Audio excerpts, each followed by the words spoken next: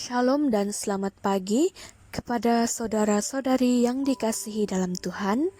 Pada hari ini, saya akan menyampaikan sebuah renungan yang bertajuk Bertumbuh di dalam segala hal.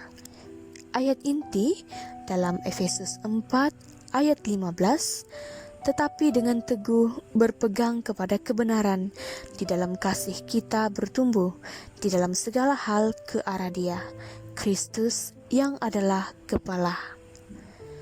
Pada hari ini, renungan kita menceritakan tentang seorang lelaki yang bernama John Wesley. John Wesley adalah seorang penginjil dan teologi terkenal dari Inggris. Di dalam pelayanan penggambaran Injil, John mempunyai kegemaran membaca, dan pembacaannya sebagian besar dilakukan pada waktu dia sedang dalam perjalanan dengan berkuda setiap harinya. Dia biasa pergi dengan membawa buku-buku, baik itu buku kerohanian, ilmu pengetahuan, sejarah, kedokteran, maupun teologi. Di samping buku-buku itu, tentu Alkitab dalam bahasa Yunani dan 3 buku yang menjadi kesukaannya pada waktu dia belajar di Oxford.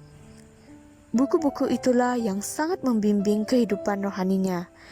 Ia juga mengajarkan kepada murid-muridnya agar mereka gemar membaca dan melakukan pelayanan pengabaran Injil. Tuhan menginginkan kita bertumbuh. Salah satu cara agar kita dapat bertumbuh secara rohani dan akal budi adalah dengan banyak belajar dan membaca buku. Banyak orang mengira bahwa belajar dan membaca buku, baik itu Alkitab, buku-buku rohani, pengembangan kepribadian, dan buku pengetahuan, itu hanya dilakukan pada saat di bangku sekolah saja. Pendapat itu sama sekali salah. Tidak pernah ada kata tua untuk belajar dan membaca. Orang yang mau belajar adalah orang yang mau bertumbuh.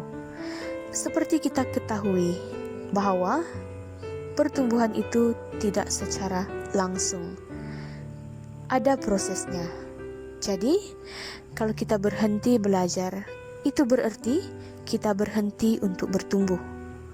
Suka membaca buku merupakan salah satu bentuk belajar. Buku yang kita baca dapat memberikan banyak informasi bagi kita dan dapat menambah wawasan serta mengembangkan sikap kepribadian kita juga. Dan kalau kita bertumbuh, kita bukan lagi sebagai anak-anak, sehingga tidak diombang-ambingkan oleh rupa-rupa angin pengajaran oleh permainan palsu manusia dalam kelicikan mereka yang menyesatkan. Dalam Efesus 4 ayat 14. Oleh karena itu, pilihlah buku-buku yang bermanfaat untuk kita bertumbuh baik secara rohani dan akal budi. Baiklah, kiranya renungan ini akan dapat menjadi berkat kepada kita semua. Terima kasih, semoga Tuhan memberkati.